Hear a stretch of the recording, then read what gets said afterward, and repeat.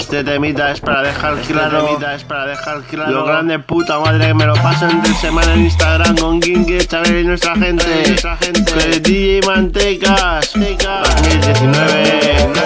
Muerto ganas por echar un kiki a la Kinky y poco más. No des problemas o te los encontrarás.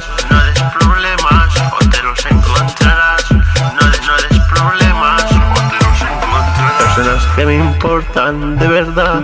Palabras sinceras para followers con gran sinceridad. Dicen que lo que piensan no se cortan un pelo, pero nunca oirás palabras de sonrosas. Como mucho algunas rosas con espinas, alguna que se ponga cachonda, pero calo hondo y profundo hasta cualquier punto. Por ejemplo el gerundio, punto G con dosis de fertilizante dosificado a lo bruto. Las pongo perras,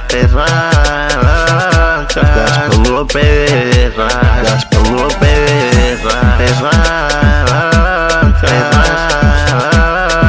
líricas inventadas, puro freestyle. Difícil de no percatarse que soy un gran cantante. No de ópera pero sí de rap, no de máquina pero sí de trap. No de ópera pero sí de rap, no de máquina pero sí de trap. No de pan pero con mi flamenquito, tu mujer te quito a su última lipo y con ratos me cuento. Un directo con Kinky de Chanel, un directo con Kinky de Chanel.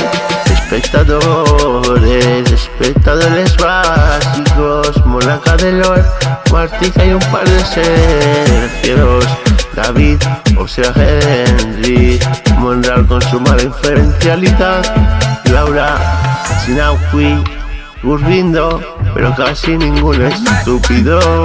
Alguno me quiera de nombrar. Sorry, recuerdos a hija de la Paqui. Sorry, recuerdos a hija de la Paqui.